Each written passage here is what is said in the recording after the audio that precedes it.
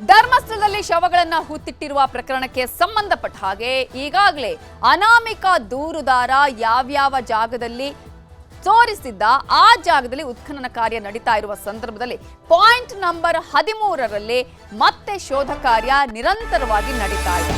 ನಿನ್ನೆ ಕೂಡ ಆತ ಹೇಳಿದಂತಹ ಜಾಗದಲ್ಲೇ ಉತ್ಖನನ ಕಾರ್ಯವನ್ನ ಮಾಡಲಾಯಿತು. ಜಿಪಿಆರ್ ತಂತ್ರಜ್ಞಾನದ ಮೂಲಕ ಹುಡುಕುವ ಪ್ರಯತ್ನ ಮಾಡಲಾಯಿತು. ಆ ನಂತರ ಆತ ಇಲ್ಲಿ ಜಿಪಿಆರ್ ತಂತ್ರಜ್ಞಾನದಿಂದ ಸರಿಯಾಗಿ ಆಗ್ತಾ ಇಲ್ಲ, ಯಾಕಂದ್ರೆ ಆ ಸಂದರ್ಭದಲ್ಲಿ ಸಾಕಷ್ಟು ಪ್ರವಾಹ ಬಂದಿದೆ. ಹಾಗಾಗಿ ಶವ ತುಂಬಾ ಕೆಳಗೆ ಹೋಗಿರುವ ಸಾಧ್ಯತೆ ಇದೆ. ಹಾಗಾಗಿ ಉತ್ಖನನ ಕಾರ್ಯ ಮಾಡಿ ಅಂತ ಹೇಳಿದ ಕಾರಣಕ್ಕಾಗಿಯೇ ಪಾಯಿಂಟ್ ನಂಬರ್ 13ರಲ್ಲಿ ಉತ್ಖನನ ಕಾರ್ಯವನ್ನ ಮಾಡಲಾಯಿತು. ಆ ನಂತರ ಕತ್ಲಾಯಿತು. ಇವತ್ತು ಮತ್ತೆ ಆರಂಭ ಆಗಿದೆ.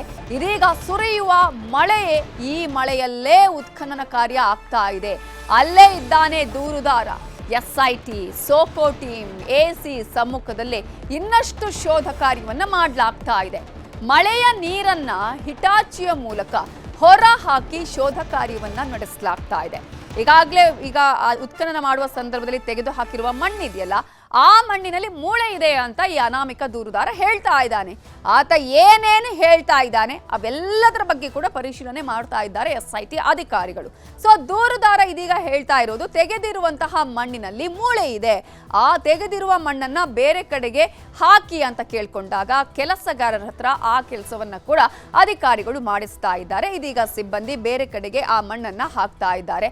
ಸೂಕ್ಷ್ಮವಾಗಿ ಪರಿಶೀಲನೆ ಮಾಡ್ತಾ ಇದೆ ಸೋಕೋ ಟೀಮ್. ನಿಮಗೆ ನಾವು ದೃಶ್ಯಗಳಲ್ಲೂ ಕೂಡ ತೋರಿಸ್ತಾ ಇದ್ದೀವಿ. ನಿರಂತರವಾಗಿ ಉತ್ಖನನ ಕಾರ್ಯವನ್ನ ಮಾಡಲಾಗ್ತಾ ಇದೆ ಒಂದ್ ಕಡೆ. ಆದ್ರೆ ಮತ್ತೊಂದು ಕಡೆ ನಿನ್ನೆ ಅಗೆದ ಜಾಗದಲ್ಲಿ ಏನು ಈಗ ಉತ್ಖನನ ಕಾರ್ಯವನ್ನ ಮಾಡಲಾಗಿ ಆ ಮಣ್ಣನ್ನ ತೆಗೆಯಲಾಗಿದೆಯಲ್ಲ, ಆ ಮಣ್ಣನ್ನ ತೆಗೆದಂತಹ ಮಣ್ಣಿನಲ್ಲಿ ಮೂಳೆ ಇದೆ ಅಂತ ಹೇಳಿ ಅನಾಮಿಕ ದೂರುದಾರ ಹೇಳಿದಂತಹ ಕಾರಣಕ್ಕಾಗಿಯೇ ಇದೀಗ ಬೇರೆ ಕಡೆಗೆ ತೆಗೆದಿರುವಂತಹ ಮಣ್ಣನ್ನ ಕೆಲಸಗಾರರು ಮತ್ತೆ ಬೇರೆ ಕಡೆ ಹಾಕ್ತಾ ಇದ್ದಾರೆ. ಸೂಕ್ಷ್ಮವಾಗಿ ಪರಿಶೀಲನೆ ಮಾಡಿದೆ ಸೋಕೋ ಟೀಮ್. ಮಣ್ಣು ಪರಿಶೀಲನೆ ಮಾಡಿ ವಾಪಸ್ ಆದ್ರೆ ದೂರುದಾರ ಹೇಳಿದಂತೆ ಇದೀಗ ಯಾವುದೇ ರೀತಿಯ ಮೂಳೆ ಪತ್ತೆಯಾಗಿಲ್ಲ ಅನ್ನೋದನ್ನ ನಾವು ಗಮನಿಸಬೇಕಾಗತ್ತೆ. ಹಾಗಾದ್ರೆ ಇದೀಗ 13ನೇ ಪಾಯಿಂಟ್ ಈಗ ಈ ಒಂದು ತನಿಖೆಯನ್ನ ಮಾಡ್ತಾ ಇದ್ದಾರೆ ಅಥವಾ ಉತ್ಖನನ ಕಾರ್ಯವನ್ನ ಮಾಡ್ತಾ ಇದ್ದಾರೆ. ಇದೀಗ 13ನೇ ಪಾಯಿಂಟ್ ನಲ್ಲೂ ಏನು ಸಿಕ್ಕಿಲ್ಲ ಅಂತ ಹೇಳಿದ್ರೆ ವಾಟ್ ನೆಕ್ಸ್ಟ್ ಅನ್ನುವಂತಹ ಪ್ರಶ್ನೆ ಬರುತ್ತೆ. ಹಾಗಾದ್ರೆ ಮತ್ತೊಂದು ಪಾಯಿಂಟ್ ನಲ್ಲಿ ಉತ್ಖನನ ಕಾರ್ಯ ಆಗತ್ತಾ, ಮತ್ತೊಂದು ಪಾಯಿಂಟ್ ನಲ್ಲಿ ಉತ್ಖನನ ಕಾರ್ಯವನ್ನ ನಡೆಸಲಾಗತ್ತಾ ಅನ್ನೋದನ್ನ ನಾವು ಗಮನಿಸಬೇಕಾಗುತ್ತೆ. ಈಗಾಗಲೇ ಆತನೇ ಹೇಳಿದ ಹಾಗೆ ಈ ಒಂದು ಪಾಯಿಂಟ್ ನಲ್ಲಿ 7 ರಿಂದ 8 ಶವಗಳನ್ನ ನಾನು ಹೂತಿದ್ದೀನಿ ಅಂತ ಹೇಳಿದಾನೆ. ಸಾಮೂಹಿಕವಾಗಿ ಅಲ್ಲಿ ಶವಗಳನ್ನ ಹೂತಿಟ್ಟಿದ್ದೀನಿ ಅಂತ ಹೇಳಿದಂತಹ ಜಾಗದಲ್ಲಿ ಇದೀಗ ಉತ್ಖನನ ಕಾರ್ಯ ಮಾಡ್ತಾ ಇದ್ದಾರೆ. ದೂರುದಾರ ತೋರಿಸಿರುವ ಜಾಗವನ್ನ ಮಾರ್ಕ್ ಮಾಡಿಕೊಂಡಿದೆ ಎಸ್ಐಟಿ ತಂಡ. ಆತ ಎಲ್ಲೆಲ್ಲಿ ಹೇಳಿದಾನೆ ಎಲ್ಲಾ ಕಡೆಗಳಲ್ಲೂ ಕೂಡ ಆ ಒಂದು ಮಾರ್ಕ್ಗಳನ್ನ ಮಾಡಿಕೊಂಡಿದ್ದು ಬೆಳ್ತಂಗಡಿ ತಹಶೀಲ್ದಾರ್ ಸಮ್ಮುಖದಲ್ಲಿಯೇ ಇಲ್ಲಿ ಕೂಡ ಉತ್ಖನನ ಕಾರ್ಯ ನಡೆಯಲಿದೆ. ಇವತ್ತು ಬೆಳಗ್ಗೆ ಎಸಿ ಆಗಿರುವಂತಹ ಸ್ಟಿಲ್ ಅವರಿಗೆ ಸಿರಲಿಲ್ಲ. ಆ ನಂತರ ಮಧ್ಯಾಹ್ನದ ವೇಳೆಗೆ ಅವರು ಆಗಮಿಸಿದ್ದಾರೆ. ಇನ್ನು ಬೆಳ್ತಂಗಡಿ ತಹಶೀಲ್ದಾರ್ ಅವರ ಸಮ್ಮುಖದಲ್ಲಿ ಈ ಉತ್ಖನನ ಕಾರ್ಯವನ್ನು ಕೂಡ ನಡೆಸಲಾಗುತ್ತೆ. ಹೊಸ ಪಾಯಿಂಟ್ನ ಮಣ್ಣಿನ ಸ್ಯಾಂಪಲ್ ಅನ್ನ ಈಗಾಗಲೇ ಸೋಕೋ ಟೀಮ್ ಕೂಡ ಸಂಗ್ರಹ ಮಾಡಿದೆ. ಪ್ರತಿ ಒಂದು ಹಂತದಲ್ಲೂ ಕೂಡ ಯಾವ ಪಾಯಿಂಟ್ ನಲ್ಲಿ ಉತ್ಖನನ ಕಾರ್ಯ ಆರಂಭ ಮಾಡಬೇಕು, ಆ ಪಾಯಿಂಟ್ ನ ಉತ್ಖನನ ಕಾರ್ಯ ಆರಂಭ ಮಾಡೋದಕ್ಕಿಂತ ಮುಂಚೆ ಸೋಕೋ ಟೀಮ್ ಮಣ್ಣಿನ ಪರೀಕ್ಷೆಯನ್ನ ಕೂಡ ಮಾಡುತ್ತೆ. ಜೊತೆಗೆ FSLಗೆ ಅದನ್ನು ಕಳುಹಿಸಲಾಗುತ್ತೆ. ಆ ಮಣ್ಣಿನ ಪರೀಕ್ಷೆಯನ್ನ ಮಾಡ್ತಾರೆ. ಅದು ಹಿಂದೆ ಇದ್ದಿದ್ದ, ನಂತರ ಹಾಕಿರೋದು, ಹೀಗೆ ಎಲ್ಲಾ ರೀತಿಯಾದಂತಹ ಎಕ್ಸಾಮಿನೇಷನ್ ಅನ್ನ ನಡೆಸಲಾಗುತ್ತೆ. ಹಾಗಾದ್ರೆ ಇದೀಗ ಈ ವಿಚಾರದಲ್ಲಿ ಅನಾಮಿಕ ಹೇಳಿದ ಹಾಗೆ ಉತ್ಖನನ ಕಾರ್ಯ ಆಗ್ತಾ ಇದೆ. ಆದ್ರೆ ಇನ್ನೊಂದು ದೂರು ಇಲ್ಲಿ ಇರುವಂತಹ ವಿಚಾರ ಏನಪ್ಪಾ ಅಂತ ಹೇಳಿದ್ರೆ, ವಿಧಿವಿಜ್ಞಾನ ತಜ್ಞರು ಹೇಳೋದು ಇಲ್ಲಿ ಸಾಕ್ಷಿಗಳು ನಾಶ ಆಗುವಂತಹ ಒಂದು ಆತಂಕ, ಭಯವನ್ನ ಅವರು ಹೊರ ಹಾಕ್ತಾ ಇದ್ದಾರೆ. ಹಾಗಾದ್ರೆ ಏನು ಸಾಕ್ಷಿಗಳು ನಾಶ ಆಗ್ತಾ ಇದೆಯಾ ಅಂತ ನಾವು ಗಮನಿಸ್ತಾ ಹೋಗೋದಾದ್ರೆ, ದೊಡ್ಡ ಯಂತ್ರಗಳ ಮೂಲಕ ಹಿಟಾಚಿಗಳ JCBಗಳ ಮೂಲಕ ಈಗಾಗಲೇ ಅಲ್ಲಿ ಉತ್ಖನನ ಕಾರ್ಯವನ್ನ ಮಾಡ್ತಾ ಇರೋದನ್ನ ನಾವು ಗಮನಿಸ್ತಾ ಇದ್ದೀವಿ. ಹಾಗಾಗಿ ದೊಡ್ಡ ಯಂತ್ರಗಳ ಬಳಕೆಯಿಂದ ಸಣ್ಣ ಸಣ್ಣ ಮೂಳೆಗಳು ನಾಶವಾಗುವಂತಹ ಸಾಧ್ಯತೆಗಳು ಇದೆ ಅಂತ ಹೇಳಿ ವಿಧಿವಿಜ್ಞಾನ ತಜ್ಞರು ಹೇಳ್ತಾ ಇರುವಂತಹ ಮಾತು. ದಪ್ಪ ಮೂಳೆಗಳ ಮೇಲಿರುವಂತಹ ಗಾಯದ ಗುರುತುಗಳು ಕೂಡ ಹಾನಿಯಾಗುವಂತಹ ಸಾಧ್ಯತೆ ಇದೆ ಈ ಯಂತ್ರಗಳ ಬಳಕೆ ಮಾಡಿರೋದ್ರಿಂದ ಅನ್ನೋದನ್ನ ವಿಧಿವಿಜ್ಞಾನ ತಜ್ಞರು ಹೇಳ್ತಾ ಇದ್ದಾರೆ. ಹಿಟಾಚಿಯ ಮೂಲಕ ತೆಗೆದಿರೋದ್ರಿಂದ ಅಲ್ಲಿ ಈಗ ಉತ್ಖನನ ಕಾರ್ಯವನ್ನ ಮಾಡ್ತಾ ಇರೋದ್ರಿಂದ ಮೂಳೆಗಳು ಪುಡಿ ಪುಡಿ ಆಗುವಂತಹ ಸಾಧ್ಯತೆಗಳು ಕೂಡ ಇದೆ. ಉತ್ಖನನ ಮಾಡೋದು ಈ ರೀತಿಯಾಗಿ ಅಲ್ಲ ಅನ್ನೋದನ್ನ ಈಗ ವಿಧಿವಿಜ್ಞಾನ ತಜ್ಞರು ಹೇಳ್ತಾ ಇರುವಂತಹ ವಿಚಾರ. ಇನ್ನು ಇದು ಈಗಾಗಲೇ ಅನಾಮಿಕ ಹೇಳಿದಾಗೆ ಹಲವು ವರ್ಷಗಳ ಹಿಂದಿನವಂಥದ್ದು, 25 ವರ್ಷಗಳ ಹಿಂದಿನದ್ದು. ಹಾಗಾಗಿ 25 ವರ್ಷದ ಮೂಳೆ ಆಗಿರುವ ಕಾರಣಕ್ಕೆ ಇಲ್ಲಿ ಸಾಕ್ಷಿ ನಾಶ ಆಗುವಂತಹ ಸಾಧ್ಯತೆಗಳು ಕೂಡ ಇದೆ. ಹೀಗಾಗಿ ಈ ರೀತಿಯ ಉತ್ಖನನ ಕಾರ್ಯವನ್ನು SIT ಅಧಿಕಾರಿಗಳು ಮಾಡಬಾರದು ಅನ್ನುವಂತಹ ಒಂದು ಅಭಿಪ್ರಾಯವನ್ನ ಫೊರೆನ್ಸಿಕ್ ಎಕ್ಸ್ಪರ್ಟ್ಸ್ ಹೇಳ್ತಾ ಇದ್ದಾರೆ. ದೂರುದಾರನ ಹೇಳಿಕೆಯ ಬಗ್ಗೆ ಮರುಪರಿಶೀಲನೆ ಮಾಡಿ ಅಗಿಬೇಕಿತ್ತು. ಆತ ಏನ್ ಹೇಳ್ತಾನೆ, ಎಲ್ಲಿ ಹೇಳ್ತಾನೆ, ಎಲ್ಲಿ ತೋರಿಸ್ತಾನೆ, ಅಲ್ಲಿ ಹೋಗೋದು, ಅಗೆಯುವ ಕೆಲಸ ಮಾಡೋದು. ಈಗಲೂ ಕೂಡ ಅದೇ ಕೆಲಸ ಆಗ್ತಾ ಇದೆ. ಮರುಪರಿಶೀಲನೆ ಮಾಡಬೇಕಾಗಿತ್ತು ಇಲ್ಲಿ ಅನ್ನುವಂತಹ ವಿಚಾರವನ್ನ ಈಗ ಎಕ್ಸ್ಪರ್ಟ್ಸ್ ಹೇಳ್ತಾ ಇದ್ದಾರೆ. ಅವಶೇಷ ಇರೋದನ್ನ ಖಾತ್ರಿ ಮಾಡಿಕೊಂಡೇ ಅಗೆಯಬೇಕಾಗಿತ್ತು ಅನ್ನುವುದು ವಿಧಿವಿಜ್ಞಾನ ತಜ್ಞರು ಹೇಳುವ ಮಾತು. ಆದರೆ ಖಾತ್ರಿ ಮಾಡ್ಕೊಳ್ಳೋದು ಹೇಗೆ ಅನ್ನುವಂತಹ ಪ್ರಶ್ನೆ ಅಲ್ಲಿ ಇದೆಯಾ ಇಲ್ವಾ? ಈಗ GPR ಯಂತ್ರದ ಮೂಲಕ ಒಂದ್ಸಲ ನೋಡಿದ್ರು ನಿನ್ನೆ, ಅದು ಕೂಡ ಆತನಿಗೆ ಅದು ಮನಸ್ಸಿಗೆ ಸಮಾಧಾನ ಕೊಡಲಿಲ್ಲ, ಮತ್ತೆ ಅಗೆಯುವ ಕೆಲಸ ಮಾಡಿದ್ರು. ಹಾಗಾದ್ರೆ ಯಾವ ರೀತಿಯಾಗಿ ಇಲ್ಲಿ ಒಂದು ರೀತಿಯ ಪ್ರಕ್ರಿಯೆಗಳು ನಡಿಬೇಕು ಅನ್ನುವಂತಹ ಚರ್ಚೆಗಳು ಈಗ ಆರಂಭ ಆಗಿದೆ. ಹಾಗಾದ್ರೆ ಇದೇ ವಿಚಾರಕ್ಕೆ ಸಂಬಂಧಪಟ್ಟ ಹಾಗೆ ಎಕ್ಸ್ಪರ್ಟ್ಸ್ ಏನ್ ಹೇಳಿದ್ದಾರೆ ನೋಡೋಣ. ಇಷ್ಟು ದೊಡ್ಡ ದೊಡ್ಡ ಯಂತ್ರಗಳನ್ನ ಆ ಜಾಗದಲ್ಲಿ ಏನಾದ್ರೂ ಮೂಳೆ ಇದ್ರೆ ಇದು ಎವಿಡೆನ್ಸ್ ಸಿಗೋದೊಂದೇ ಅಲ್ಲ, ಎವಿಡೆನ್ಸ್ ಡಿಸ್ಟ್ರಾಯ್ ಆಗತ್ತೆ. ಅಂದ್ರೆ ಯಾಕೆ ಹೇಳ್ತಿದ್ದೀನಿ ಅಂದ್ರೆ ನೋಡಿ, 10, 15, 20, 25, 30 ವರ್ಷದ ಹಳೆಯಾಗಿರ್ತಕ್ಕಂಥ ಈ ಸ್ಕೆಲಿಟನ್ ಏನಾಗುತ್ತೆ, ಇದರಲ್ಲಿ ಈ ಕೊಲಾಜಿನ್ ಮತ್ತೆ ಅಮಿನೋ ಆಸಿಡ್ಸ್ ಅಂದ್ರೆ ಪ್ರೋಟೀನ್ ಅಂಶ ಎಲ್ಲ ಏನಿರುತ್ತೆ ಅದೆಲ್ಲ ಈ ಡಿಕಂಪೋಸಿಷನ್ ಪ್ರೊಸೆಸ್ ಇಂದ ಹಾಳಾಗಿರುತ್ತೆ. ಇದರಿಂದ ಅಲ್ಲಿ ಉಳ್ಕೊಳ್ಳೋದು ಬರೀ ಮಿನರಲ್ ಅಲ್ಲ, ಕ್ಯಾಲ್ಸಿಯಂ ಅಂಡ್ ಅದರ್ ಮಿನರಲ್ಸ್ ಏನಿದೆ ಬೋನ್ ಅಲ್ಲಿ ಅದು ಮಾತ್ರ ಉಳ್ಕೊಳ್ಳುತ್ತೆ. ಸೊ ದ ಬೋನಿ ಟ್ರಬ್ಯಾಕ್ಯುಲರ್ ಅಂದ್ರೆ ಬೋನಿ ಟಿಶ್ಯೂ ಏನಿದೆ that will be very fragile. ಅಂದ್ರೆ ಸ್ವಲ್ಪ ಜಾಸ್ತಿ ಜೋರಾಗಿ ನಾವು ಇದು ಮಾಡಿದಾಗ ಅದು ಮುರಿದೋಗುತ್ತೆ. ಸೊ ಅಂದಾಗ ಇಮ್ಯಾಜಿನ್ ಇಷ್ಟು ದೊಡ್ಡ ಯಂತ್ರಗಳು, ಈ ಮಣ್ಣಿನ ವೇಟ್ ಒಂದ್ರ ಮೇಲೆ ಹಾಕಿ ಆ ಮಣ್ಣಿನ ವೇಟು, ಆ ಮ್ಯಾನಿಪುಲೇಷನ್ ಆಫ್ ದ ಅರ್ತ್ ಅಂತೀವಿ. ಅಂದ್ರೆ ಈ ಮಣ್ಣು ನೀವು ಒಂದ್ ಕಡೆ ಹಾಕಿದಾಗ ಇನ್ನೊಂದ್ ಕಡೆ ಪುಷ್ ಆಗತ್ತೆ, ಅವಾಗ ಅಲ್ಲಿರ್ತಕ್ಕಂಥ ಮೂಳೆ ಮುರಿದೋಗುತ್ತೆ. ಇದರಿಂದ ಸಣ್ಣ ಸಣ್ಣ ಮೂಳೆಗಳಂತೂ ಸಿಗ್ಲಿಕ್ಕೆ ಸಾಧ್ಯನೇ ಇಲ್ಲ ಈ ತರ ಎಕ್ಸ್ಕವೇಷನ್ ಅಲ್ಲಿ. ದೊಡ್ಡ ದೊಡ್ಡ ಮೂಳೆಗಳು ಸಿಕ್ಕಿದ್ರು ಮುರಿದೋಗೋದು ಒಂದೇ ಅಲ್ಲ, ಪುಡಿ ಪುಡಿ ಅಂತ ಏನ್ ಹೇಳ್ತೀವಿ, it will be broken into pieces.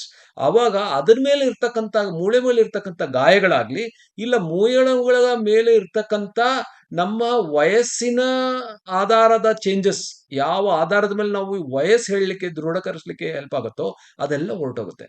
ಇದರಿಂದ scientific examinations will be completely deterred. ಅಂದ್ರೆ ಇದರಿಂದ ವೈಜ್ಞಾನಿಕ ವಿಶ್ಲೇಷಣೆ ಮತ್ತೆ ಪರೀಕ್ಷೆಗೆ ತುಂಬಾ ಅನಾನುಕೂಲ ಆಗತ್ತೆ.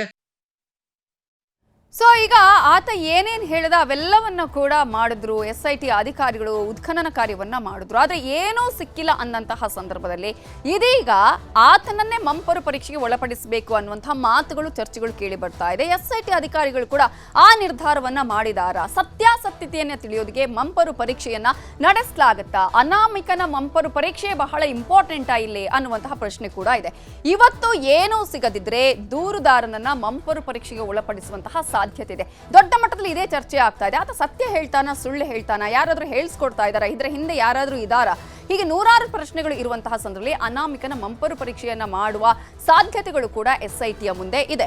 ಮಂಪರು ಪರೀಕ್ಷೆಗೂ ಕೂಡ ನಾನು ರೆಡಿ ಅಂತ ಹೇಳಿ ದೂರುದಾರ ಈಗಾಗಲೇ ಆತ ಹೇಳ್ಕೊಂಡಿದ್ದಾನೆ. SIT ಅಧಿಕಾರಿಗಳು ವಿಚಾರಣೆಯ ಆರಂಭದಲ್ಲೇ ಆತನ ಹೇಳಿಕೆಯನ್ನ ದಾಖಲಿಸಿಕೊಂಡಿದ್ದಾರೆ.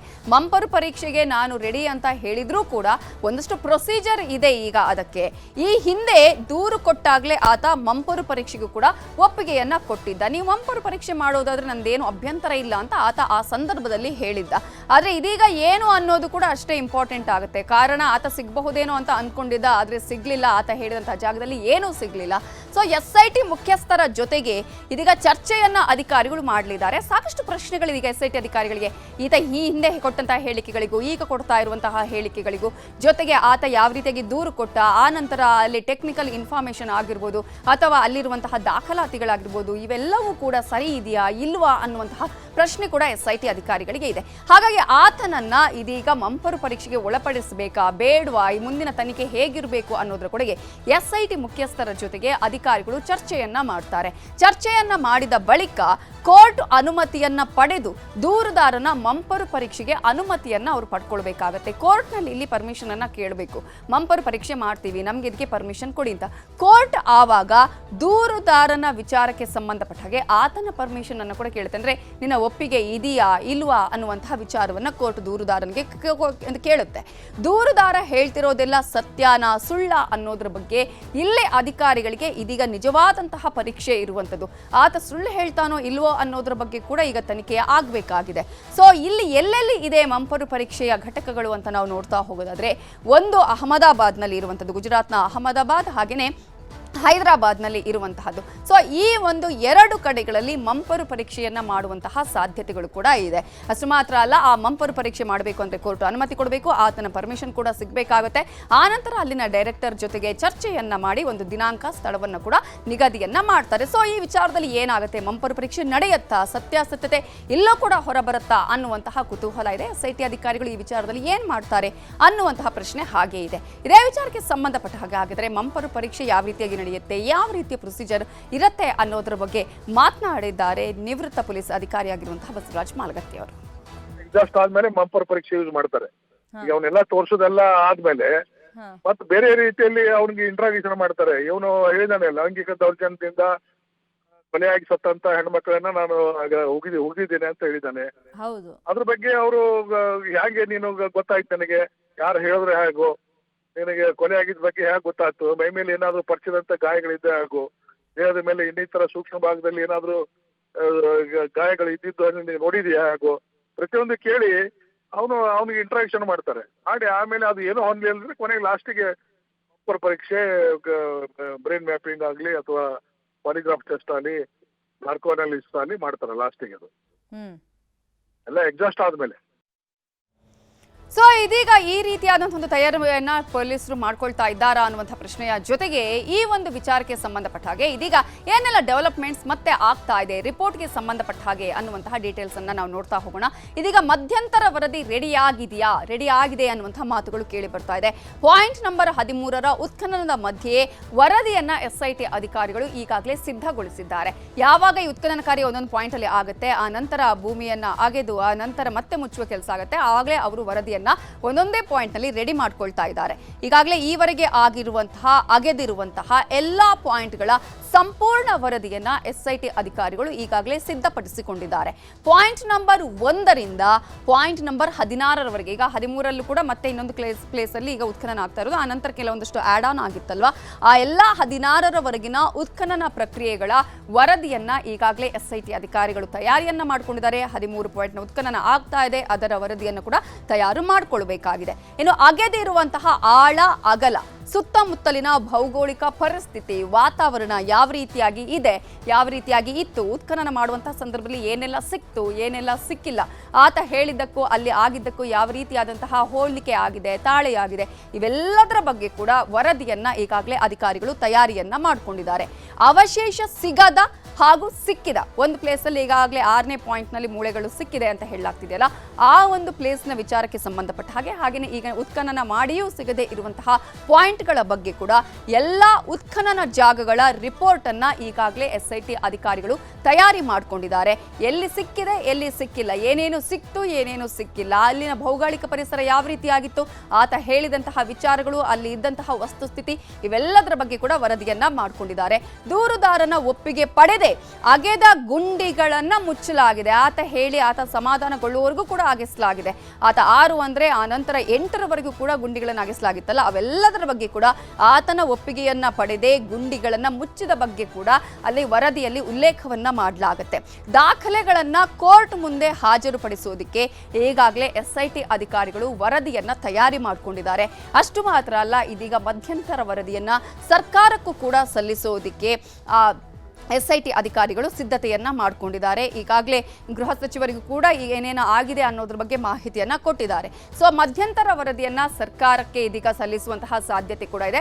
ಕೋರ್ಟ್ಗೂ ಕೂಡ ಈಗಾಗಲೇ ಆ ಒಂದು ವರದಿಯನ್ನ ಸಲ್ಲಿಸುವಂತಹ ಸಾಧ್ಯತೆಗಳು ಕೆಲವೇ ದಿನಗಳಲ್ಲಿ ಆಗುವಂತಹ ಸಾಧ್ಯತೆಗಳು ಇದೆ. ಈಗ ಇವೆಲ್ಲದರ ಮಧ್ಯೆ ಮತ್ತಿಬ್ಬರು ಸಾಕ್ಷಿಗಳು ಬಂದಿದ್ದಾರೆ. ಆ ಮತ್ತಿಬ್ಬರು ಸಾಕ್ಷಿಗಳು ಏನು ಹೇಳ್ತಾ ಇದ್ದಾರೆ, ಇವರು ಯಾರು ಅಂತ ನಾವು ನೋಡ್ತಾ ಹೋದ್ರೆ, ಬೆಳ್ತಂಗಡಿಯ SIT ಕಚೇರಿಗೆ ಮತ್ತೆ ಇಬ್ಬರು ಸಾಕ್ಷಿಗಳು ಇವತ್ತು ಬಂದಿದ್ದಾರೆ. ಈಗಾಗಲೇ ಈ ಉತ್ಖನನ ಕಾರ್ಯ ಒಂದ್ ಕಡೆ ಆಗ್ತಾ ಇದ್ರೆ, ಅನಾಮಿಕನ ದೂರು ಒಂದ್ ಕಡೆ ಆದ್ರೆ, ಮತ್ತೊಂದು ಕಡೆ ಇವರು ಹೇಳ್ತಾ ಇರುವ ವಿಚಾರಗಳು ಸ್ವಲ್ಪ ಡಿಫ್ರೆಂಟ್ ಆಗಿದೆ. ದೂರುದಾರ ಶವಗಳನ್ನ ಹೂಳ್ತಾ ಇರೋದನ್ನ ನೋಡಿದ್ದೇವೆ ಅಂತ ಅವರು ಹೇಳಿರುವಂತಹ ಈ ಪ್ರತ್ಯಕ್ಷ ಸಾಕ್ಷಿಗಳು ಇವತ್ತು ಹಾಜರಾಗಿದ್ದಾರೆ. ಅವರು ಹೇಳುವಂತಹ ಪ್ರಕಾರವಾಗಿ ಆತ ಶವಗಳನ್ನು ಹುತ್ತಿದವನಿಗೆ ಈಗ ನೆನಪಿರ್ಲಿಕ್ಕಿಲ್ಲ, ಆದರೆ ನಮಗೆ ನೆನಪಿದೆ ಅನ್ನುವ ವಿಚಾರವನ್ನ ಹೇಳ್ತಾ ಇದ್ದಾರೆ. ದೂರುದಾರ ಎಲ್ಲೆಲ್ಲಿ ಶವ ಹೂತಿಟ್ಟಿದ್ದಾನೆ ಅನ್ನೋದ್ರ ಬಗ್ಗೆ ವಿಚಾರಣೆಯನ್ನ ಮಾಡಿ ಅಂತ ಹೇಳಿ ಇಬ್ಬರು ಇವತ್ತು ಸಾಕ್ಷಿದಾರರು SIT ಕಚೇರಿಗೆ ಬಂದಿದ್ದಾರೆ. ದೂರುದಾರನನ್ನೇ ಹೋಲ್ತಾ ಇರುವಂತಹ ವ್ಯಕ್ತಿಯನ್ನ ನಾನು ನೋಡಿದ್ದೇನೆ, ಶವವನ್ನ ಹೂಳ್ತಾ ಇರುವಂತಹ ಸಂದರ್ಭದಲ್ಲಿ ಆ ವ್ಯಕ್ತಿಯ ತರನೇ ಈತ ಇದ್ದ, ಯಾರೀಗ ದೂರುದಾರ ಇದ್ದಾನೆ ಕಾಣಿಸ್ತಾ ಇದ್ದಾನೆ ಆತನ ತರದ್ದೇ ವ್ಯಕ್ತಿಯನ್ನ ನಾನು ನೋಡಿದ್ದೇನೆ, ಧರ್ಮಸ್ಥಳ ಠಾಣೆಯಲ್ಲಿ ದೂರು ತೆಗೆದುಕೊಳ್ತಾ ಇಲ್ಲ ಅನ್ನುವಂತಹ ಆರೋಪವನ್ನು ಕೂಡ ಇದೀಗ ಇಬ್ಬರು ಈ ಒಂದು ಸಾಕ್ಷಿದಾರರು SIT ಅಧಿಕಾರಿಗಳ ಮುಂದೆ ಹೇಳಿದ್ದಾರೆ. ಈ ಆರೋಪವನ್ನು ಕೂಡ ಮಾಡಿದ್ದಾರೆ. ನಮ್ಮನ್ನು ಸಾಕ್ಷಿದಾರರನ್ನಾಗಿ ಮಾಡಿ ಅಂತ ಹೇಳಿ ಈ ಇಬ್ಬರು ಸಾಕ್ಷಿಗಳು ಕೂಡ SIT ಅಧಿಕಾರಿಗಳ ಮುಂದೆ ಹೇಳಿದ್ದಾರೆ, ದೂರನ್ನ ಸಲ್ಲಿಸಿದ್ದಾರೆ. ಅಲ್ಲಿ ಏನಾಗಿತ್ತು ಅನ್ನೋದನ್ನ, ಎಲ್ಲೆಲ್ಲಿ ಆಗಿತ್ತು ಅನ್ನೋದನ್ನ ನಾವು ಖುದ್ದಾಗಿ ಹೇಳ್ತೀವಿ, ನಮ್ಮನ್ನ ಸಾಕ್ಷಿಗಳನ್ನಾಗಿ ಮಾಡಿ ಅನ್ನುವಂತಹ ಒಂದು ದೂರನ್ನ ಕೂಡ ಕೊಟ್ಟಿದ್ದಾರೆ, ಮಾಹಿತಿಯನ್ನ ನೀಡಿದ್ದಾರೆ. ಇದೇ ವಿಚಾರಕ್ಕೆ ಸಂಬಂಧಪಟ್ಟ ಹಾಗೆ ಈಗ SIT ಏನ್ ಮಾಡುತ್ತೆ, ಈ ತನಿಖೆ ಹೇಗೆ ಮಾಡುತ್ತೆ ಅನ್ನೋದು ಒಂದ್ ಕಡೆ ಆದ್ರೆ, ಇವರಿಬ್ಬರು ಕೂಡ ಇವತ್ತು ಮಾಧ್ಯಮದವ್ರ ಜೊತೆ ಮಾತನಾಡಿದ್ದಾರೆ. SIT ಕಚೇರಿಗೆ ಭೇಟಿ ಕೊಟ್ಟು ದೂರನ್ನ ಸಲ್ಲಿಸಿದ ಮೇಲೆ ಹಾಗಾದ್ರೆ ಅವ್ರು ಏನ್ ಹೇಳಿದ್ದಾರೆ ನೋಡಿ. ಅಂಗಡಿಲಿ ಇರಬೇಕಾದ್ರೆ ಅಲ್ಲಿ ಒಂದು ಅಂಬಾಸಿಡರ್ ಗಾಡಿಯಿಂದ ಕೆಲವು ಸುದ್ದಿ ಅಂಬಾಸಿಡರ್ ಗಾಡಿಯಲ್ಲಿ ಬರ್ತಿತ್ತು. ಅದರ ಡಿಕ್ಕಿ ತೆಗೆದು ಹೆಣ ತೆಗೆದು ನಮಗೆ ಕಾಣ್ತಿತ್ತು ಸರ್. ಅಲ್ಲಿ ಒಂದು ಆಫೀಸ್, ಎನ್ಕ್ವೈರಿ ಆಫೀಸ್ ಇತ್ತು, ಅದರ ಹಿಂಭಾಗದಲ್ಲಿ ಅಲ್ಲಿ ತಗೊಂಡು ಹೋಗ್ತಿದ್ರು ಸರ್. ಯಾರು ಒಬ್ಬರೇ ಬರ್ತಾ ಇದ್ರೆ ಅವ್ರ ಜೊತೆ ಯಾರ್ಯಾರು ಬರ್ತಾ ಇದ್ರು? ಹೆಣ ಊತ ಹಾಕ್ಬೇಕಾದ್ರೆ ಒಂದು 2-3 ಜನ ಇದ್ರು ಸರ್ ಅದರಲ್ಲಿ. ಮತ್ತೆ ಈಗ 13ನೇ ಪಾಯಿಂಟ್ ಅಂತ ಇದೆಯಲ್ಲ ಸರ್, ಅಲ್ಲಿ ಕೂಡ ನಾನು ನೋಡಿದೆ. ನಂದು ಅಂಗಡಿ ಬ್ಯಾಕ್ ಸೈಡ್ ಬರ್ತದೆ 13ನೇ ಪಾಯಿಂಟ್. ಅದರ ಮೇಲ್ಗಡೆ ಒಂದು ಟಾಯ್ಲೆಟ್ ಇತ್ತು. ನಾವಿಲ್ಲಿ ಹೋಗ್ಬೇಕಾದ್ರೆ ಸಂಜೆ ಹೊತ್ತಿನಲ್ಲಿ ಒಂದು 5 ಗಂಟೆ ಹೊತ್ತಿನಲ್ಲಿ ಹೂತಾಕೋದನ್ನು ನೋಡಿದ್ದೇನೆ. ಒಬ್ಬನೇ ಉಳುದು ತುಂಬ ಜನ ಇರ್ತಾರೆ ಅಲ್ಲಿ, ಒಬ್ಬನೇ ಉಳೋದನ್ನು ಕೂಡ ನೋಡಿದ್ದೇನೆ ನಾನು. ಒಬ್ಬನೇ ಒಂದು ಕೈಗಾಡಿ ಥರ ಕಾಣ್ತಿತ್ತು, ಅದರಲ್ಲಿ ಒಂದು ಬಾಡಿ ಮಲಗಿಸ್ತಾ ಇತ್ತು ಸರ್. ಅಲ್ಲಿ ಮಣ್ಣು ತೆಗಿತಿದ್ದನ್ನು ನಾನು ನೋಡಿದ್ದೇನೆ ಸರ್. ನಾನು ಬಾಡಿ ತಗೊಂಡು ಬಂದು ಹಾಕೋದನ್ನು ನೋಡಿದ್ದೇನೆ. ಯಾರು ಏನಂತ ಅವರಿಗೆ ಹೇಳ್ತೇನೆ. ಯಾವ ಜಾಗ ಈಗ ತೋರಿಸಿದ ಜಾಗದಲ್ಲಿ ಅಲ್ಲ, ಹೊಸ ಜಾಗ, ಬೇರೆನೆ, ಬೇರೆ ಜಾಗ. ಹೌದೌದು. ಆ ಜಾಗ ನಮಗೆ ಹೇಳ್ಬೇಡಿ. ನಮ್ದು ಧರ್ಮಸ್ಥಳನೇ, ನಾವು ಹುಟ್ಟಿದ್ದೇ ಧರ್ಮಸ್ಥಳ. ಇನ್ನು ವಿಧಾನಸೌಧದಲ್ಲಿ ಧರ್ಮಸ್ಥಳದ ಬಗ್ಗೆ ಮಹತ್ವದ ಬೆಳವಣಿಗೆಯಾಗಿದೆ. ಸಿಎಂ ಸಿದ್ದರಾಮಯ್ಯ ಅವರನ್ನ ಭೇಟಿಯಾಗಿದ್ದಾರೆ ಗೃಹ ಸಚಿವರಾಗಿರುವ ಡಾಕ್ಟರ್ ಜಿ ಪರಮೇಶ್ವರ್ ಅವರು. ಪ್ರಣವ್ ಮೊಹಂತಿ SIT ಮುಖ್ಯಸ್ಥರು ಭೇಟಿಯನ್ನ ಮಾಡಿದ್ದಾರೆ ಗೃಹ ಸಚಿವರನ್ನ. ಗೃಹ ಸಚಿವರು ಆ ನಂತರ ಸಿಎಂ ಸಿದ್ದರಾಮಯ್ಯ ಅವರನ್ನ ಭೇಟಿ ಮಾಡಿದ್ದಾರೆ. ಇದೀಗ ಸಿಎಂ ಜೊತೆಗೆ ಚರ್ಚೆ ಮಾಡಿದ್ದಾರೆ ಗೃಹ ಸಚಿವರಾಗಿರುವ ಪರಮೇಶ್ವರ್ ಅವರು. ಧರ್ಮಸ್ಥಳದಲ್ಲಿ ಶವ ಹೂತಿಟ್ಟ ಪ್ರಕರಣದ ತನಿಖೆ ಹೇಗೆ ಸಾಗ್ತಾ ಇದೆ, ಯಾವ ರೀತಿಯಲ್ಲಿ ಪ್ರಗತಿ ಕಂಡಿದೆ ಅನ್ನೋದರ ಬಗ್ಗೆ ಸಿಎಂಗೆ ಈಗಾಗಲೇ ಮಾಹಿತಿಯನ್ನ ಕೊಟ್ಟಿದ್ದಾರೆ ಗೃಹ ಸಚಿವ ಪರಮೇಶ್ವರ್ ಅವರು. ಯಾಕಂದ್ರೆ ದೊಡ್ಡ ಮಟ್ಟದಲ್ಲಿ ಚರ್ಚೆ ಆಗ್ತಾ ಇದೆ ಈ ಒಂದು ವಿಚಾರ. ಈಗಾಗಲೇ ವಿಪಕ್ಷಗಳು ಕೂಡ ಸದನದಲ್ಲೇ ಈ ವಿಚಾರವನ್ನ ಪ್ರಸ್ತಾಪ ಮಾಡ್ತಾ ಇವೆ. ತನಿಖೆ ಎಲ್ಲಿವರೆಗೂ ಕೂಡ ಆಯಿತು ಅನ್ನೋದ್ರ ಬಗ್ಗೆ ನೀವು ಮಾಹಿತಿಯನ್ನ ಕೊಡಿ ಅಂತ ಕೇಳಿಕೊಳ್ತಾ ಇದೆ. ಹಾಗಾದ್ರೆ ಇದೇ ವಿಚಾರಕ್ಕೆ ಸಂಬಂಧಪಟ್ಟ ಹಾಗೆ ಸರ್ಕಾರದ ನಿಲುವು ಏನು ಅನ್ನೋದ್ರ ಬಗ್ಗೆ ನಾವು ನೋಡ್ತಾ ಹೋಗೋದಾದ್ರೆ, ಆಪರೇಷನ್ ಅಂತ್ಯ ಆಗುತ್ತಾ ಅನ್ನುವಂತಹ ಪ್ರಶ್ನೆ ಕೂಡ ಇದೆ. ಧರ್ಮಸ್ಥಳದ ಹುಡುಕಾಟಕ್ಕೆ ಇವತ್ತೇ ತೆರೆ ಬೀಳುವಂತಹ ಸಾಧ್ಯತೆಗಳು ಕೂಡ ಕಾಣಿಸ್ತಾ ಇದೆ. ಈಗಾಗಲೇ 13ನೇ ಪಾಯಿಂಟ್ ನಲ್ಲಿ ಏನು ಸಿಕ್ಕಿಲ್ಲ ಅಂತ ಹೇಳಿದ್ರೆ ಅದನ್ನ ಈ ಒಂದು ತನಿಖೆಯನ್ನ ಇಲ್ಲಿಗೆ ಫುಲ್ ಸ್ಟಾಪ್ ಮಾಡಿ ಅಂತ ಹೇಳುವಂತಹ ಸಾಧ್ಯತೆಗಳಿದೆ. ಗೊತ್ತಿಲ್ಲ ಯಾವ ನಿರ್ಧಾರವನ್ನ ತೆಗೆದುಕೊಳ್ತಾರೆ ಅನ್ನೋದು. ಧರ್ಮಸ್ಥಳದ ಹುಡುಕಾಟಕ್ಕೆ ಇವತ್ತು ಯಾಕೆ ತೆರೆ ಬೀಳುವಂತಹ ಸಾಧ್ಯತೆಗಳು ಇದೆ ಅಂತ ಹೇಳಿದ್ರೆ, ಈಗಾಗಲೇ ಅನಾಮಿಕೆ ಹೇಳಿದ ಜಾಗದಲ್ಲಿ ಎಲ್ಲೂ ಕೂಡ ಏನೂ ಸಿಕ್ಕಿಲ್ಲ, ಕಳೆಬರ ಸಿಕ್ಕಿಲ್ಲ, ಆಸ್ತಿ ಪಂಜರ ಸಿಕ್ಕಿಲ್ಲ. ಹಾಗಾಗಿ ಧರ್ಮಸ್ಥಳದ ಎಲ್ಲಾ ಬೆಳವಣಿಗೆಗಳನ್ನ ಈಗಾಗಲೇ ಸರ್ಕಾರದ ಗಮನಕ್ಕೆ ತಂದಿದ್ದಾರೆ SIT ಮುಖ್ಯಸ್ಥರು. ಪರಮೇಶ್ವರ್ ಅವರನ್ನ ಭೇಟಿ ಮಾಡಿದ್ದಾರೆ. ಪರಮೇಶ್ವರ್ ಅವರು ಅನಂತರ ಸಿಎಂ ಸಿದ್ದರಾಮಯ್ಯ ಅವರನ್ನ ಭೇಟಿ ಮಾಡಿದ್ದಾರೆ. ಅನೇಕ ಮಾಹಿತಿಗಳನ್ನ ಕೂಡ ಕೊಟ್ಟಿದ್ದಾರೆ. ಈಗಾಗಲೇ ಪ್ರಣವ್ ಮೊಹಂತಿ ಅಲ್ಲದೆ ನಿನ್ನೆ ಕೂಡ ಅನುಚೇತ ಅವರು ಕೂಡ ಬಂದು ಪರಮೇಶ್ವರ್ ಅವರನ್ನ ಭೇಟಿ ಮಾಡಿದ್ರು. ಏನೇನು ಆಗ್ತಾ ಇದೆ, ಯಾವ ರೀತಿಯಾಗಿ ಕಾರ್ಯಗಳು ನಡೆದಿದೆ, ಉತ್ಖನನ ಕಾರ್ಯ ಹೇಗೆ ನಡೆಯಿತು ಅನ್ನೋದ್ರ ಬಗ್ಗೆ ಸಂಪೂರ್ಣ ಮಾಹಿತಿಯನ್ನು ಕೊಟ್ಟು ಅಲ್ಲಿಂದ ತೆರಳಿದ್ರು. ಇವತ್ತು ಕೂಡ SIT ಮುಖ್ಯಸ್ಥರು ಪ್ರಣವ್ ಮೊಹಂತಿ ಅವರು ಬಂದರು. ಪ್ರಣವ್ ಮೊಹಂತಿ ಅವರು ಬಂದು ಪರಮೇಶ್ವರ ಅವರಲ್ಲಿ ಈ ವಿಚಾರಕ್ಕೆ ಸಂಬಂಧಪಟ್ಟ ಹಾಗೆ ಸಾಕಷ್ಟು ಹೊತ್ತು ಮಾತನಾಡಿದ್ರು. ಆ ಭೇಟಿಯ ಬಳಿಕ ಪರಮೇಶ್ವರ್ ಅವರು ಸಿಎಂ ಸಿದ್ದರಾಮಯ್ಯ ಅವರಿಗೆ ಈ ಮಾಹಿತಿಯನ್ನ ಕೊಟ್ಟಿರೋದು. ಸರ್ಕಾರ ಏನ್ ಮಾಡ್ತಾ ಇದೆ, ಈ ಒಂದು ತನಿಖೆ ಎಲ್ಲಿಗೆ ಬಂತು, ಎಷ್ಟು ದಿನದವರೆಗೆ ಈ ಒಂದು ತನಿಖೆಯನ್ನ ಮಾಡಿಸ್ತೀರಿ, ಎಷ್ಟು ಗುಂಡಿಗಳನ್ನ ತೆಗೆಸ್ತೀರಿ ಅನ್ನುವ ಪ್ರಶ್ನೆಯನ್ನ ವಿಪಕ್ಷದವರು ಕೇಳ್ತಾನೆ ಇದ್ದಾರೆ. ಅವೆಲ್ಲದಕ್ಕೂ ಉತ್ತರ ಕೊಡುವಂತಹ ನಿಟ್ಟಿನಲ್ಲಿ, ಜೊತೆಗೆ ಈ ಒಂದು ತನಿಖೆ ಆಗ್ತಾ ಇರೋ ಸಂದರ್ಭದಲ್ಲಿ ಸಾಕಷ್ಟು ಖರ್ಚು ವೆಚ್ಚಗಳು ಆಗ್ತಾ ಇರೋದು ಗೊತ್ತಿದೆ. ಸರ್ಕಾರದ ಕೈಯಿಂದನೇ ಈಗ ಈ ಒಂದು ವೆಚ್ಚವನ್ನು ಕೂಡ ಭರಿಸಲಾಗ್ತಾ ಇದೆ. ಇಂತಹ ಸಂದರ್ಭದಲ್ಲಿ ಇದೀಗ ಸರ್ಕಾರ ಇಲ್ಲಿ ಆನ್ಸರೇಬಲ್ ಆಗುತ್ತೆ. ಏನ್ ಮುಂದೆ, ವಾಟ್ ನೆಕ್ಸ್ಟ್ ಅನ್ನುವಂತಹ ಪ್ರಶ್ನೆಗೆ ಸರ್ಕಾರ ಉತ್ತರವನ್ನ ಕೊಡಬೇಕಾಗುತ್ತೆ. ಅದೇ ಕಾರಣಕ್ಕಾಗಿ ಸರ್ಕಾರದ ನಿಲುವನ್ನ ಈಗ ತಿಳಿಸಬೇಕಾಗುತ್ತೆ ಇಲ್ಲಿ. ಸೊ ಖುದ್ದು ಗೃಹ ಸಚಿವರನ್ನ SIT ಮುಖ್ಯಸ್ಥ ಈಗಾಗಲೇ ಪ್ರಣವ್ ಮೊಹಂತಿ ಅವರು ಭೇಟಿ ಮಾಡಿದ್ರು. ಭೇಟಿ ಮಾಡಿದ ಬಳಿಕ ಅವರು ಕೊಟ್ಟಂತಹ ಇನ್ಪುಟ್ಸ್ ಬಗ್ಗೆ ಸಿದ್ದರಾಮಯ್ಯ ಅವರಿಗೆ ಮಾಹಿತಿಯನ್ನ ಕೊಟ್ಟಿದ್ದಾರೆ. ಇಷ್ಟು ಮಾತ್ರ ಅಲ್ಲ, ಈಗ ಇರುವಂತಹ ಪ್ರಶ್ನೆ ಸರ್ಕಾರದ ಮುಂದಿನ ನಿರ್ಧಾರ ಏನು. ಈಗಾಗಲೇ ಅನಾಮಿಕ ಹೇಳಿದಂತಹ ಜಾಗದಲ್ಲೆಲ್ಲ ಉತ್ಖನನ ಮಾಡಿ ಆಗಿದೆ. ಅಷ್ಟು ಮಾತ್ರ ಅಲ್ಲ, ಇದೀಗ ಜಯಂತ್ ಟಿ ಅನ್ನುವಂತಹ ದೂರುದಾರ ಕೂಡ ಇನ್ನೊಂದು ದೂರನ್ನು ಕೊಟ್ಟಿದ್ದಾರೆ. ಇದೀಗ ಮತ್ತೆ ಇಬ್ಬರು ದೂರುದಾರರು ಬಂದಿದ್ದಾರೆ, ನಾವು ಸಾಕ್ಷಿಗಳು ಅಂತ ಹೇಳ್ಕೊಳ್ತಾ ಇದ್ದಾರೆ. ಈ ತನಿಖೆಯನ್ನ ಹಾಗಾದ್ರೆ ಕಂಟಿನ್ಯೂ ಮಾಡಬೇಕಾ, ಅಥವಾ ಆತ ಇನ್ನೊಂದಷ್ಟು 30 ಸ್ಥಳಗಳ ಬಗ್ಗೆ ಹೇಳ್ತಾ ಇದ್ದಾನೆ, ಆ ಸ್ಥಳಗಳಲ್ಲೂ ಕೂಡ ಉತ್ಖನನ ಮಾಡಬೇಕಾ, ಒಂದು ತಾರ್ಕಿಕ ಅಂತ್ಯ ಸಿಗಬೇಕು ಅಂದ್ರೆ ಏನ್ ಮಾಡಬೇಕು ಅನ್ನೋದರ ಕುರಿತಾಗಿ ಈಗಾಗಲೇ ಎಲ್ಲಾ ವಿಚಾರಗಳನ್ನ ಸಿದ್ದರಾಮಯ್ಯ ಅವರ ಜೊತೆಗೆ ಹಂಚಿಕೊಂಡಿದ್ದಾರೆ. ವಿಧಾನಸೌಧದಲ್ಲಿ ಪರಮೇಶ್ವರ್ ಅವರನ್ನ ಭೇಟಿಯಾಗಿ ತನಿಖೆಯ ಬಗ್ಗೆ ಈಗಾಗಲೇ ವಿವರಣೆಯನ್ನ ಪ್ರಣವ್ ಮೊಹಂತಿ ಅವರು ಕೊಟ್ಟಿದ್ದಾರೆ. ಅವರು ಕೊಟ್ಟು ಅಲ್ಲಿಂದ ನಿರ್ಗಮಿಸಿದ್ದನ್ನ ನಾವು ಗಮನಿಸಿದ್ವಿ, ದೃಶ್ಯಗಳಲ್ಲೂ ಕೂಡ ನಾವು ನಿಮಗೆ ತೋರಿಸಿದ್ವಿ ಎಲ್ಲ ಮಾಹಿತಿಯನ್ನು ಕೂಡ ಅವರು ಕೊಟ್ಟಿರೋದನ್ನ. ಇನ್ನು ಪಾಯಿಂಟ್ 6ರಲ್ಲಿ ಮಾತ್ರ ಕೆಲ ಮೂಳೆಗಳು ಸಿಕ್ಕು ಅನ್ನುವಂತಹ ವಿಚಾರವನ್ನ ಈಗಾಗಲೇ SIT ಮುಖ್ಯಸ್ಥರಾಗಿರುವ ಪ್ರಣವ್ ಮೊಹಂತಿ ಅವರು ಕೊಟ್ಟಿದ್ದಾರೆ. ಅದನ್ನ ಹೊರತುಪಡಿಸಿದ್ರೆ ಎಲ್ಲೂ ಕೂಡ ಏನು ಸಿಕ್ಕಿಲ್ಲ. ಕಳೆಬರ ಸಿಗುತ್ತೆ, 13ನೇ ಪಾಯಿಂಟ್ನಲ್ಲಿ 8 ಶವಗಳು ಸಿಗುತ್ತೆ ಅಂತ ಹೇಳ್ತಾ ಇದೆ, ಯಾವುದು ಸಿಕ್ಕಿಲ್ಲ ಅನ್ನುವ ವಿಚಾರವನ್ನ ಹೇಳಿದ್ದಾರೆ. ಯಾವ ಪಾಯಿಂಟ್ನಲ್ಲೂ ಅಸ್ಥಿ ಪಂಜರಗಳು ಸಿಕ್ಕಿಲ್ಲ ಅನ್ನುವಂತಹ ಮಾಹಿತಿಯನ್ನು ಕೂಡ ಈಗಾಗಲೇ ಪ್ರಣವ್ ಮೊಹಂತಿ ಅವರು ಗೃಹ ಸಚಿವರಿಗೆ ಕೊಟ್ಟಿದ್ದಾರೆ. ಪಾಯಿಂಟ್ ನಂಬರ್ 13ರಲ್ಲಿ ಏನು ಸಿಗದಿದ್ರೆ ಶೋಧ ಸ್ಥಗಿತ ಆಗುವಂತಹ ಸಾಧ್ಯತೆಗಳು ಇದೆಯಾ ಅನ್ನುವಂತಹ ಪ್ರಶ್ನೆಗೆ SIT ಅಧಿಕಾರಿಗಳ ನಿರ್ಧಾರ, ಸರ್ಕಾರದ ನಿರ್ಧಾರ ಕೂಡ ಇಲ್ಲಿ ಬಹಳ ಇಂಪಾರ್ಟೆಂಟ್ ಆಗುತ್ತೆ. ಸೊ ರಾಜ್ಯ ಸರ್ಕಾರದಿಂದ ಮಹತ್ವದ ನಿರ್ಧಾರ ಹೊರಬೀಳುವಂತಹ ಸಾಧ್ಯತೆ ಇದೆ ಈ ವಿಚಾರಕ್ಕೆ ಸಂಬಂಧಪಟ್ಟ ಹಾಗೆ. ಯಾಕಂದ್ರೆ ಇಷ್ಟು ದಿನಗಳ ಕಾಲ ಎಷ್ಟೊಂದು ಕೆಲಸವನ್ನ ಮಾಡಲಾಯಿತು, ಇಲ್ಲಿ ಉತ್ಖನನ ಕಾರ್ಯವನ್ನು ನಿರಂತರವಾಗಿ ಮಾಡಲಾಯಿತು, 17-18 ದಿನಗಳಿಂದ ಇದೇ ಕೆಲಸವನ್ನ ಮಾಡ್ತಾ ಇದ್ದಾರೆ. ಹಾಗಾದ್ರೆ ಮುಂದಿನ ನಿರ್ಧಾರ ಏನು ಅನ್ನುವಂತಹ ಪ್ರಶ್ನೆ ಕೂಡ ಇದೆ. ಹಾಗಾದ್ರೆ ಇಲ್ಲಿ ಸರ್ಕಾರದ ಮೇಲೆ ಒತ್ತಡವನ್ನ ಹೇರುವಂತಹ ಕೆಲಸಗಳು ಆಗ್ತಾ ಇದೆಯಾ ಅನ್ನುವಂತಹ ಒಂದಷ್ಟು ಪ್ರಶ್ನೆಗಳು ಕೂಡ ಇದೆ. ಧರ್ಮಸ್ಥಳದಲ್ಲಿನ SIT ತನಿಖೆ ಆಗಿರ್ಬೋದು, ಉತ್ಖನನ ಬಗ್ಗೆ ಕೈ ಶಾಸಕರೇ ಆಕ್ಷೇಪವನ್ನ ಇಲ್ಲಿ ವ್ಯಕ್ತಪಡಿಸಿದ್ದಾರೆ. ನಿನ್ನೆ CLP ಸಭೆ ಆಯ್ತಲ್ಲ, ಆ ಒಂದು CLP ಸಭೆಯಲ್ಲಿ ಪಕ್ಷದ ಸಭೆಯಲ್ಲೂ ಕೂಡ ಆಪರೇಷನ್ ಸ್ಥಗಿತದ ಬಗ್ಗೆ ಚರ್ಚೆಯಾಗಿದೆ.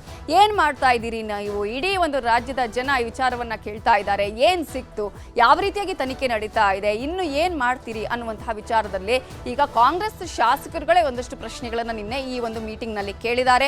ಸ್ಥಗಿತವನ್ನ ಮಾಡಬೇಕು ಅನ್ನೋದರ ಬಗ್ಗೆ ಕೂಡ ಚರ್ಚೆಯನ್ನ ನಿನ್ನೆಯ ಶಾಸಕಾಂಗ ಪಕ್ಷದ ಸಭೆಯಲ್ಲೂ ಕೂಡ ಮಾಡಲಾಗಿದೆ. ಹಾಗಾದ್ರೆ ಸರ್ಕಾರದ ಮೇಲೆ ಇಲ್ಲಿ ಒತ್ತಡ ಇದೆಯಾ ಅನ್ನುವಂತಹ ಪ್ರಶ್ನೆ ಇರ್ಬೋದು. ವಿಧಾನಸಭೆ, ವಿಧಾನ ಪರಿಷತ್ನಲ್ಲೂ ಕೂಡ ಸರ್ಕಾರವನ್ನ ಬಿಜೆಪಿ ಈಗಾಗಲೇ ತರಾಟೆಗೆ ತೆಗೆದುಕೊಂಡಿರೋದನ್ನ ಕೂಡ ನಾವು ಗಮನಿಸ್ತಾ ಇದ್ದೀವಿ. ನಿನ್ನೆ ಕೂಡ ದೊಡ್ಡ ಮಟ್ಟದಲ್ಲಿ ಚರ್ಚೆಯಾಯಿತು, ಇವತ್ತು ಕೂಡ ಚರ್ಚೆಯಾಗಿದೆ. ಇದೇ ಭಾನುವಾರ ಧರ್ಮಸ್ಥಳ ಚಲೋಗೂ ಕೂಡ ಬಿಜೆಪಿ ಈಗಾಗಲೇ ಕರೆಯನ್ನ ಕೊಟ್ಟಿದೆ. ಬೆಂಗಳೂರಿನ ಯಲಹಂಕದಿಂದ ಈ ಒಂದು ಪಾದಯಾತ್ರೆ ಅಥವಾ ಈ ಒಂದು ಧರ್ಮಸ್ಥಳ ಚಲೋ ಆರಂಭ ಆಗುತ್ತೆ. ರಾಜ್ಯಾದ್ಯಂತ ಧರ್ಮಸ್ಥಳದ ಪರವಾಗಿ ಪ್ರತಿಭಟನೆಗಳು ನಡೀತಾ ಇವೆ, ಒಂದಲ್ಲ ಎರಡಲ್ಲ, ಅನೇಕ ಜಿಲ್ಲೆಗಳಲ್ಲಿ ಇದೀಗ ಧರ್ಮಸ್ಥಳದ ಪರವಾಗಿ ಪ್ರತಿಭಟನೆಗಳು ನಡೀತಾ ಇರೋದು. ಹೀಗಾಗಿಯೇ ಏನೂ ಸಿಗದಿದ್ರೆ ನಿಲ್ಲಿಸಿಬಿಡಿ ಅಂತ ಹೇಳಿದ್ದಾರಂತೆ ಸಿದ್ದರಾಮಯ್ಯ ಅವರು. ಹಾಗಾಗಿ ಈ ಒಂದು ತನಿಖೆ ಇಲ್ಲಿಗೆ ಮುಕ್ತಾಯ ಆಗತ್ತಾ ಅನ್ನುವಂತಹ ಪ್ರಶ್ನೆ ಕೂಡ ಇದೆ. ಹಾಗಾದ್ರೆ ಸರ್ಕಾರದ ನಿರ್ಧಾರ ಏನು, ಸರ್ಕಾರ ಏನ್ ಮಾಡುತ್ತೆ, ಈ ವಿಚಾರದಲ್ಲಿ ಸರ್ಕಾರ ಇದೀಗ ದಿಟ್ಟ ನಿಲುವನ್ನ ತೆಗೆದುಕೊಳ್ಳುತ್ತೆ ಅಥವಾ ಉತ್ಖನನ ಕಾರ್ಯವನ್ನ ಕಂಟಿನ್ಯೂ ಮಾಡುತ್ತಾ, ಹೀಗೆ ನೂರಾರು ಪ್ರಶ್ನೆಗಳನ್ನು ಕೂಡ ನಾವಿಲ್ಲಿ ಗಮನಿಸಬಹುದು. ಇದೇ ವಿಚಾರಕ್ಕೆ ಸಂಬಂಧಪಟ್ಟ ಹಾಗೆ ಕಾಂಗ್ರೆಸ್ ನಾಯಕರು ಕೂಡ ಮಾತನಾಡಿದ್ದಾರೆ. ಒಂದ್ ಕಡೆ ದಿನೇಶ್ ಗುಂಡೂರಾವ್ ಕೂಡ ಇವತ್ತು ಹೇಳ್ತಾ ಇದ್ರು ಇದರ ಹಿಂದೆ ಯಾರಿದ್ದಾರೆ ಅನ್ನೋದನ್ನ. ಹಾಗಾದ್ರೆ ಬೇಳೂರು ಗೋಪಾಲಕೃಷ್ಣ ಅವರು ಏನ್ ಹೇಳಿದ್ದಾರೆ ನೋಡೋಣ. ಇಲ್ಲ, ಅದು ಕ್ಲೋಸ್ ಮಾಡೋ ಚಾನ್ಸಸ್ ಇದೆ, ಮುಂದುವರ್ಸೋದು ಬೇಡ ಅನಿಸ್ತದೆ. ನನ್ನ ಲೆಕ್ಕ ಬೇಡ, ನಿಲ್ಲಿಸೋದು ಒಳ್ಳೆಯದು. ಮುಂದೆ ಅದನ್ನು ಚರ್ಚೆ ಮಾಡಿ ಅದನ್ನು ಸಹಜವಾಗಿ ಜನರಿಗೆ ತಿಳಿಸುವಂಥದ್ದು ಆಗಬೇಕು. ಮತ್ತು ಅನಾಮಿಕ ಏನಿದ್ದಾನೆ, ಅವನು ಯಾವ ಕಡೆಯಿಂದ ಬಂದಿದ್ದಾನೆ, ಎಲ್ಲಿಂದ ಬಂದಿದ್ದಾನೆ, ಯಾರ ಕಡೆ ಅವನು ಏನನ್ನೋದು ಅವನ ಬಗ್ಗೆ ತನಿಖೆ ಆಗಬೇಕಲ್ಲ. ಆನಂತರ ಅವನು ತನಿಖೆ ಆಗಬೇಕು, ಅದರ ಬಗ್ಗೆ ಮಾಹಿತಿ ತಗೊಂಡು ಅದನ್ನು ಅವನಿಗೂ ಶಿಕ್ಷೆ ಕೊಡುವಂಥ ರೀತಿಯಲ್ಲಿ ಕೆಲಸ ಆಗಬೇಕು ಅನ್ನೋದು ನಾನು ಸರ್ಕಾರಕ್ಕೆ ಒತ್ತಾಯ ಮಾಡ್ತೀನಿ. ಪಾಯಿಂಟ್ 13ರಲ್ಲಿ ಶೋಧ ಕಾರ್ಯ ಬಹುತೇಕ ಇದೀಗ ಅಂತ್ಯ ಆಗಿದೆ. ಪಾಯಿಂಟ್ ನಂಬರ್ 13ರಿಂದ ಹೊರ ನಡೆದಿದ್ದಾರೆ ಅಧಿಕಾರಿಗಳು. ಗುಂಡಿಯನ್ನ ಏನ್ ತೆಗೆದಿದ್ದಾರಲ್ಲ ಅದಕ್ಕೆ ಇದೀಗ ಮತ್ತೆ ಮಣ್ಣನ್ನ ಹಾಕ್ತಾ ಇದ್ದಾರೆ. ಹಿಟಾಚಿಯ ಮೂಲಕ ಮಣ್ಣನ್ನ ಹಾಕಿಸ್ತಾ ಇದ್ದಾರೆ ಅಧಿಕಾರಿಗಳು. ಪಾಯಿಂಟ್ ನಂಬರ್ 13ರಲ್ಲಿ ಇವತ್ತೂ ಉತ್ಖನನ ಕಾರ್ಯ ಮಾಡಬೇಕು, ಅಕ್ಕಪಕ್ಕದಲ್ಲಿ ಉತ್ಖನನ ಕಾರ್ಯ ಮಾಡಬೇಕು. ನಿನ್ನೆ ಏನು ಬಾಕಿ ಉಳಿದಿತ್ತು 200 ಮೀಟರ್, ಅಲ್ಲಿ ಉತ್ಖನನ ಕಾರ್ಯ ಮಾಡಬೇಕು ಅಂತ ಹೇಳಿ ಅನಾಮಿಕ ಪಟ್ಟು ಹಿಡಿದಿದ್ದ. ಆ ಕಾರಣಕ್ಕಾಗಿಯೇ ಪಾಯಿಂಟ್ ನಂಬರ್ 13ರಲ್ಲಿ ಮತ್ತೆ ಶೋಧ ಕಾರ್ಯವನ್ನ ಮಾಡಲಾಗ್ತಾ ಇತ್ತು. ಜೊತೆಗೆ ಹಾಕಿದಂತಹ ಮಣ್ಣನ್ನು ತೆಗೆದು ಮತ್ತೆ ಅದರಲ್ಲಿ ಮೂಳೆ ಇದೆ ಅಂತ ಹೇಳ್ತಾ ಇದ್ದ, ಅದನ್ನ ಕೂಡ ಹುಡುಕುವಂತಹ ಪ್ರಯತ್ನ ಆಯಿತು. ಆದ್ರೆ ಇದೀಗ ಏನೂ ಸಿಗ್ತಾ ಇಲ್ಲ. ಸೊ ಪಾಯಿಂಟ್ ನಂಬರ್ 13ರಲ್ಲಿ ಶೋಧ ಕಾರ್ಯ ಬಹುತೇಕವಾಗಿ ಯಶಸ್ವಿಯಾಗಿ ಅಂತ್ಯ ಆಗಿದೆ. ಪಾಯಿಂಟ್ ನಂಬರ್ 13ರಿಂದ ಇದೀಗ ಅಧಿಕಾರಿಗಳು ಹೊರ ನಡೀತಾ ಇರುವಂತಹ ದೃಶ್ಯಗಳನ್ನ ಕೂಡ ನಾವು ನಿಮಗೆ ತೋರಿಸ್ತಾ ಇದ್ದೀವಿ. ಇದೀಗ ಮತ್ತೆ ಅಗೆದಂತಹ ಗುಂಡಿಯನ್ನ JCBಯ ಮೂಲಕ ಮುಚ್ಚಿಸುವ ಕೆಲಸವನ್ನ ಮಾಡಲಾಗ್ತಾ ಇದೆ. ಮತ್ತೆ ಎಲ್ಲಿ ಗುಂಡಿಯನ್ನ ತೆಗೆದಿತ್ತೋ ಅದೇ ಗುಂಡಿಗೆ ಮಣ್ಣನ್ನ ಇದೀಗ ಮತ್ತೆ ಹಾಕಿಸಿ ಈ ಮೂಲಕ ಪಾಯಿಂಟ್ ನಂಬರ್ 13ರ ಉತ್ಖನನ ಕಾರ್ಯ ಇಲ್ಲಿಗೆ ಸ್ಟಾಪ್ ಮಾಡಿದ್ದಾರೆ ಅಧಿಕಾರಿಗಳು. ಏನೇ ಹೇಳಿದ್ರು, ಮತ್ತೆ ಆತ ಎಷ್ಟೇ ಇಲ್ಲೇ ಇದೆ ಅಂತ ಹೇಳಿದ್ರು, ಏನೂ ಸಿಕ್ಕಿಲ್ಲ. ಮಣ್ಣನ್ನೇ ಅಗೆಯುವಂತಹ ಕೆಲಸ ಮಾಡಬೇಕಾಗಿದೆ. ಇಷ್ಟೂ ದಿನಗಳಲ್ಲೂ ಕೂಡ ಇದೀಗ ಪಾಯಿಂಟ್ ನಂಬರ್ 13 ಏನು ಕುತೂಹಲಕ್ಕೆ ಕಾರಣ ಆಗಿತ್ತು, ಆತನ ಆತ್ಮವಿಶ್ವಾಸ ಇತ್ತು, ಇಲ್ಲಿ ಒಂದು 8ರಿಂದ 9ಕ್ಕೂ ಹೆಚ್ಚು ಶವಗಳು ಸಿಗಬಹುದು, ಸಾಮೂಹಿಕವಾಗಿ ನಾನು ಶವಗಳನ್ನು ಹೂತಿದ್ದೀನಿ, ಯಾವ ಕುರುಹು ಕೂಡ ಸಿಗಲಿಲ್ಲ. ಇದೀಗ ಕಂಪ್ಲೀಟ್ ಆಗಿದೆ ಪಾಯಿಂಟ್ ನಂಬರ್ 13. ಈಗ ಮತ್ತೆ ಮುಚ್ಚುವ ಕೆಲಸವನ್ನ ಮಾಡಲಾಗ್ತಾ ಇದೆ.